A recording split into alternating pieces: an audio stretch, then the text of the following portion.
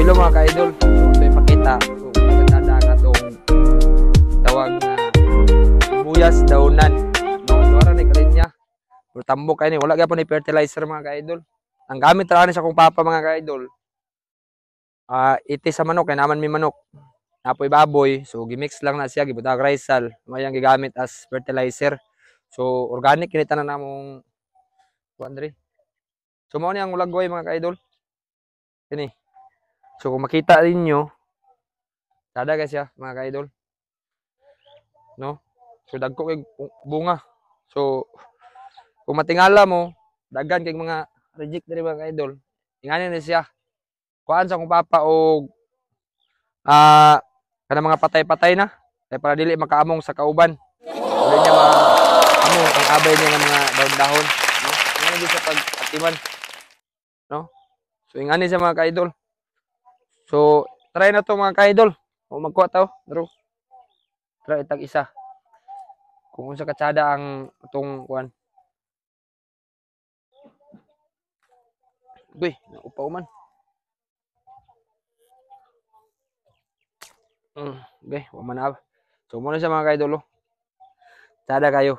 Tambok kayo, no? So ingana. Pun amo na ni ibaligya mga ka-idol.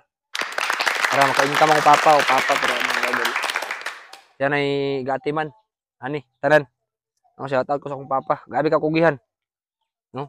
Kay nga duty man may Lunes to Biyernes. So siya rin gatiman diri. No? So ingana, mo na ni. Duha ka black nga kuan nga sibuyas. So napanilaing sibuyas to dito sa pikas nga area dito sa Loyo. Kani lang sa siguro ang kuan kay bago pa man tong gitanom. Siguro ma-harvest ni, balikan na sad. So ingana siya. So wala gyapon ni piste kay ang tubig ani. Para gyapon to nga mga nag-utilize gyapon si papa og mga tubig nga gikan giligo, gilaba para ang tubig nga gamit is naay sabon, mahadlok ang mga piste mo kaon. No, so ingana siya. Pero safe siya kay limpyo man. No, so ingana. So mura na mga ka-idol. So mura na ang about sa sibuyas. Ay, before pa day mga ka-idol, nara yang mga benepisyo mga ka-idol. Kita na to ni Dario. So nara diri. Muna gi-search na sa Google, no? Para at least ang mukaon or mogamit o magkaon aning sibuyas daunan, kabalo siya unsay makatabang sa iyang kaugalingon, no? So ingana ra mga ka-idol. So daghang salamat.